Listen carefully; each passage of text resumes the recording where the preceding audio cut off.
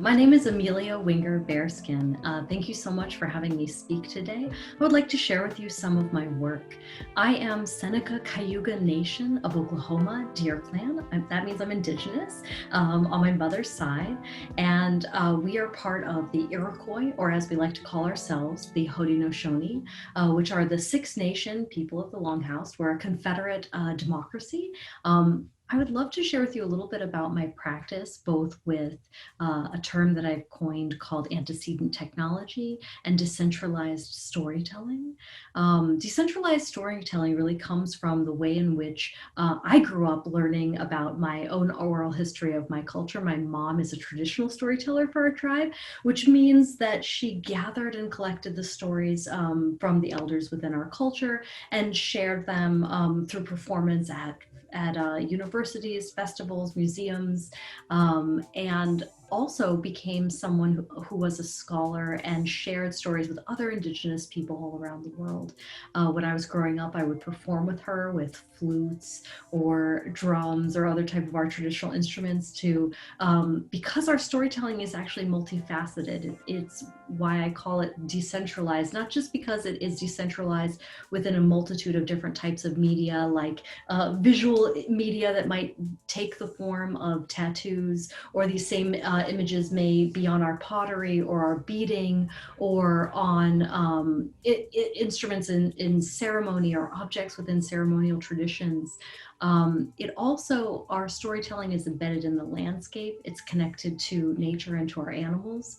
It's decentralized as a strategy to make it so that the wisdom that we have, the dependencies that are part of this architectural code of our community, to build a lasting peace and democracy, you need to abstract things in a way that you can communicate to future generations. We have a concept where anything that I'm doing now is the result of the 7 generations before me, and anything that I do will have a lasting impact on the 7 generations in front of me. But that also means that the information that I learn, something that I may add to this chain, needs to be clear, it needs to be abstracted, and it needs to also contain the multitudes of wisdom that I have learned without corrupting this information, right?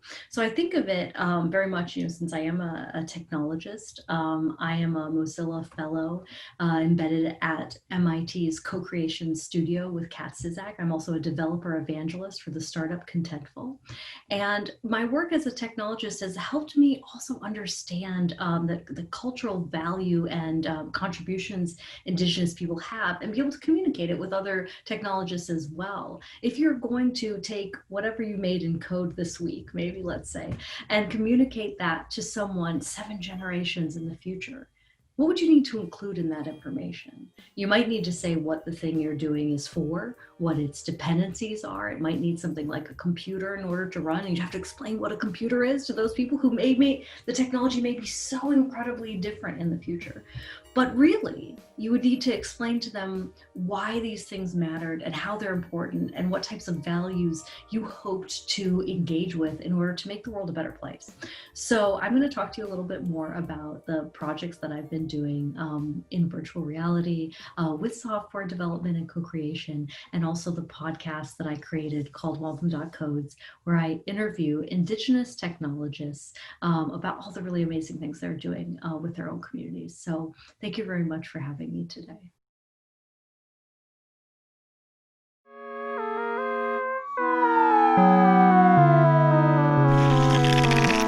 There is that really crazy sound effect when the giant's leg gets shaved. That's this really strange sponge that I bought. That's the worst sponge ever. Like, it's so bad at scrubbing dishes. And we sat there and we were listening to it and we're like, this is the sound of shaving a giant's leg. This is perfect.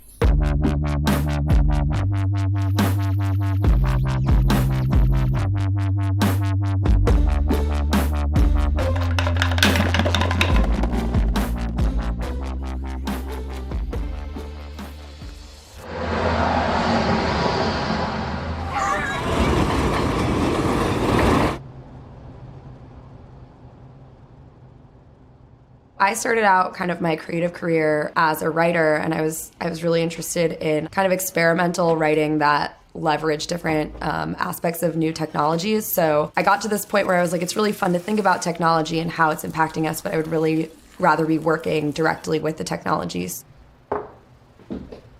I went to a grad program called ITP, and I learned how to code. In my last year of grad school, VR suddenly came onto the scene as like something that was going to be accessible for us to use.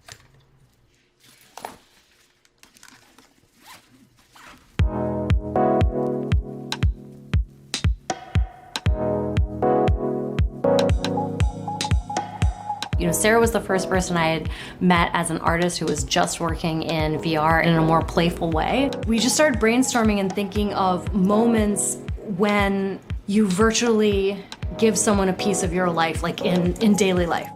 If I'm talking to Sarah and I'm trying to explain to her how I felt that morning or what I was thinking about the future, very frequently we prototype those kinds of experiences with sayings or with metaphors. So I can say, like, I walked into that room and my stomach just dropped, or it was so like loud that I felt like my ears were bleeding.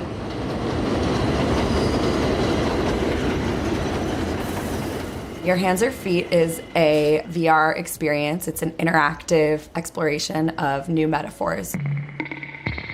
The experience starts off where you're in kind of this surreal looking kitchen and you have in front of you a half dozen carton of eggs, and inside of each egg is contained an experience that has some kind of psychologically complex action to it that we hope acts as something that you think back on and you're like, wow, this is such a strange feeling. It kind of reminds me of, for instance, like that time that I felt like my hands were feet. I don't know. I feel like my mind is a confusing machine.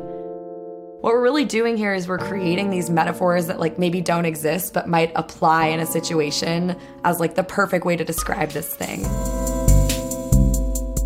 In the beginning, I started with a basic treatment, so I created a lot of 3D assets to just sort of mock up this world, sort of the look and feel. And we came up with this idea of having it be like a half dozen experiences from, a half egg carton and how we would move from each space. Landing on the visuals for any project is an interesting process. You have to make something that feels true to something that you like, but it also has to be something true to what the other person likes. Sarah said she had this amazing friend, Neve Bavarsky in LA, who was an illustrator. We reached out to Neve and showed him all of the reference imagery, showed him our very tight color palette of what we were trying to go for. And we were like, can you do the Neve version of Your Hands or Feet universe? And then from there, we were like, how are we going to put this thing together? Because translating from 2D into 3D seems easy, but to keep the same visual style is not always so straightforward. It made a lot of sense, like, for us to approach it with a style that's inviting and not like depressing or scary, but just a little bit scary maybe. It's really helpful to like take those two concepts and then give it to one person that can execute that so that it stays really consistent. So we were like, let's try this tool, Medium, which is a 3D VR sculpting tool. And so we felt like, oh, this is perfect that we found this way to find like a slice of what we were interested in, a way that we can produce it in a really organic and fun way. And that's kind of how we landed on the visual style that we're at right now. A lot of our music is going to be generative. So generative music is when you're really designing those whys, therefores, and ifs. Normally you listen to a song and it's got the beginning and the middle of the end and there's like nothing you can do about it. But in an interactive song, there's ways that you can alter parts of it so that way you're sort of participating with the music. Every object that you pick up is like contains an audio track. Depending on which objects you interact with, you're really flushing out what the soundscape of that environment is. Me and Sarah are doing all this work to create a really fun playground. We might have kind of serious concepts about the emotional resonance behind each of the interactions, which we have very long and engaged conversations about. Like even the physicality of grabbing that object, to that action has to be connected. So we want each of the interactions to also be analogous to a place and time that you might have had that feeling. When I look at it from an outside perspective, I'm like, a lot of these things have to do with frustration, but a lot of them also have to do with joy and feeling joy while doing something frustrating. And so I want to give people a moment where they can interact with that quality of VR where they can say, this is an extension of my brain and my experience within the world. This isn't the real world, this is the computational amalgamation of human understanding in this world, and I want to give people an opportunity to interact with that and interface with that. When we explain it to people, they just get it and they're excited about it, even though it's like, oh, it's like an experience where your hands are feet, because don't you ever just feel like a weird feeling and you don't know how to describe it, and it's like something you've never felt before? Well, isn't VR the perfect way to kind of explore that? And people are like, oh yeah, that makes perfect sense. And I'm like, really? Our indigenous background. So that's been pretty surprising also. And we wanted to pull out this video and go to our reservation to the Red Star Range and to film the sites where a lot of these monsters were said to have been seen. And throughout the process, we ended up really discovering the meaning of what a monster is in our culture, which actually the word for the specific type of monster we were looking at in her tribe is also known as the little people, or keepers of the land. And we started thinking about that relationship of like, who is the monster and who is a monster because they're protecting the land. And we asked people at the end of this installation, would you be a monster with us? And the work that I've been doing this year is within a research framework called antecedent technology. Right now, I'm working on a project called wampum.codes. It's a project with Mozilla Foundation, a fellowship with embedded at MIT's co-creation studio with Kat Cizek. And I've been working on the history of wampum and how that connects to software development and ethics and ethical dependencies in software development. And I'd like to read you a little statement that I wrote about that. If history was written by the victors, then the future will be written by the vectors. Artificial intelligence will radically change our world, our lives, our planet, and it remains to be seen if it will be a positive or a negative. If it's said that those who fail to study history are doomed to repeat it, I would add that those who ignore data have underfitted models. When Thomas Jefferson and Benjamin Franklin were looking for a new model to serve as a basis for the United States government, they were very impressed by the Iroquois Confederacy. We call ourselves the Haudenosaunee, people of the Longhouse. We're made up of the Seneca, Cayuga, Oneida, Onondaga, Mohawk, and Tuscarora. Thomas Jefferson spent over a year with us in upstate New York in one of our largest cities. When Jefferson and Franklin and the other founding fathers drafted the U.S. Constitution, they cherry-picked the best parts that were most beneficial to their own political purposes, the bits that seemed to align the best with their Enlightenment-era ideology, representation, voting, checks and balances, etc. But they left out the social and cultural networks that sustained these practices in the actual Iroquois Confederacy. Well, what did they leave out? In the Iroquois Constitution, women, clan mothers from each tribe were the only ones who could vote for the representative, who was always a man, a chief. Actually, the word for clan mother and chief is the same word. There was a balance of power. Only men could serve and only women could vote. Their economy was driven through complex agricultural arrangements. Everyone in the community participated in planting and harvesting. It was not an economy of slavery-dependent plantation agriculture. This is an example of colonial mindset. I see it, I like it, I want it, I'll take it. I take it, and I take what will benefit my own paradigm, but I'm unconcerned with the effect it will have being taken out of context, and the effect it'll have on the people I take it from. This is like trying to run a program without checking its dependencies. What if it turns out that the Confederate democracy or lasting peace and prosperity is dependent upon a balance of power along gender lines, or upon a different economic model than the one practiced by European settlers in North America? Or what if it imagines a system of agriculture where the environment is protected and maintains sustainable practices? We all have colonial mindset, just because our culture has colonial mindset. But here's the thing, we're not colonial subjects, and we don't have to live under a colonial empire anymore. In data science, we talk about models suffering from either overfitting or underfitting. Overfitting is when a model exhibits a low degree of bias, but a high degree of variance. In other words, it accepts a lot of differences within the data, but it doesn't have very much predictive power.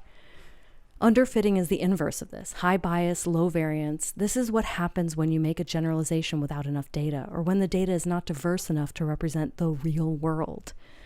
The big problem with colonial mindset is one of underfitting, extracting idea without the context that made that idea work in the first place. I'm here to say, don't colonize our future. Our plans for the future need to include more data from diverse cultures and societies, and not only those ideas that flatter what we already think. For instance, let's say you want to lay the groundwork for a society run on the blockchain. What does that look like? How does that work? What are the consequences? If we don't have significant data, we might just have to wing it. But we actually have thousands of years of data about decentralized economies. The use of wampum among the Iroquois functioned as a decentralized, distributed ledger of contracts, and it helped us govern our society for centuries. Wampum is an example of what I've termed antecedent technology, and there are many more cases like this. In South America, the Inca had a Turing-complete system of knot tying called quipu, which predated modern computing by hundreds of years. When we want to use powerful new technologies such as AI or blockchain, and we want as much data as we can to help us imagine positive change in the world, we do not need to throw out thousands of years of data that can fuel the next giant leaps our communities will make with technology. I want people to know that Indigenous people had technologies that have solved complex issues. I want us to use their data to help us dream our future, and I want us to believe that just because we have had 500 years of slavery, worker exploitation, poverty, and gender imbalance, we have had thousands of years of peace, prosperity, and equality right here in the country where I'm standing right now.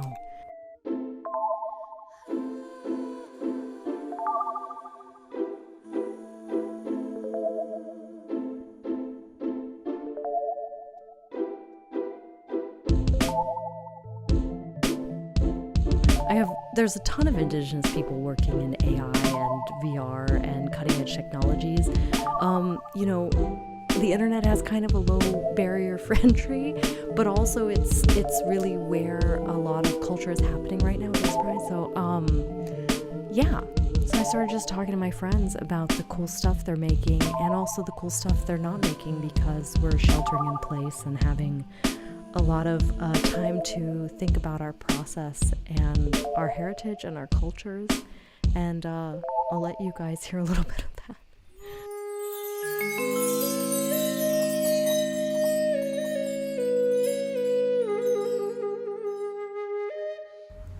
Hello, I'm Amelia Winger-Bearskin, the host of Wampum.Codes. We are brought to you with generous support from the Mozilla Foundation and the Co-Creation Studio at MIT. I interview Native and Indigenous artists, activists, technologists, entrepreneurs, inventors, and all-around cool people. And I'll let our first guest of our very first podcast introduce herself. Great, yeah. Well, my name is Asha Veeraswamy. I am an Indigenous storyteller, creative director, and digital media producer that really focuses on AR, VR, and XR technologies and how we transition to those in the 21st century. Skenos Swaguego, Ondawayesta Nigaso, Agatsenoni Nanto Igase. My name is Erica Tremblay, or Ondawayesta is my Cayuga name. And I'm super happy to be here and talk with you today. Wampum.Codes, the podcast, is the first iteration of a project that I'm outlining to develop a model of ethical software dependencies, an attempt to inscribe community values and developer accountability into code. The way it works is as follows. An example is in my package.json, I have Wampum.Codes dependency, which makes it clear that this project I have created is free to use and that people can only use it and modify it in any way they want. Besides closed sourcing, open sourcing already covers this use case. However, I have also encoded my own values. Wampum.Codes package.json dependency may look like this. And as you can see, it's formatted as a normal JSON file. I've borrowed a few terms from the domain of software development and repurposed them to help explain how an ethical dependency might be structured and what kinds of information it may contain. Most recently, I've been a part of the Four Freedoms Project, which includes the wide awakes that you may have read about in the New York Times or in The Guardian. They've launched a billboard campaign across the United States in all 50 states, including Alaska and Guam, Puerto Rico. And they have artists such as Ai Weiwei and Gorilla Girls and 50 other artists all together creating billboards to remind us of our civic joy and to remember Indigenous people's place and people of color within our great and wide and diverse democracy. During the global pandemic, an increasingly contentious political landscape, and the surge of energy from redirecting ourselves and rededicating ourselves to racial justice in America, I've witnessed my incredible peers balance fear, bravery, a commitment to family and to local and global communities of underrepresented people. I've seen them create art in response and build new systems of support, but among my friends, especially my female identifying friends, and especially those of us who are mothers, many of us are being asked to do the undoable daily. I wanted a message to remind the world that though through change making, we can't let ourselves become kindling. I don't want us to burn out. All the crises in the world today are asking us to run more and more current through the little filaments in our minds and souls. And when those go out, does it leave the world a brighter place? Of course it doesn't. The social, economic, physical, political, intellectual demands of a movement must bring with it the great care for and value of each human being who is a part of it.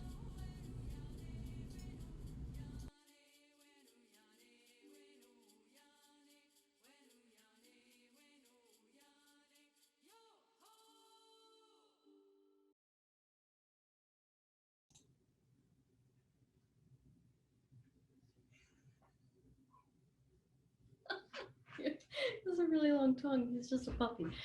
Thank you so much for watching. I hope you enjoyed it. I would love to talk to you and meet you sometime in person. Maybe sometime at a dog park with my puppy Cowboy. But I hope you all are doing well and are safe and happy. So much love. Bye.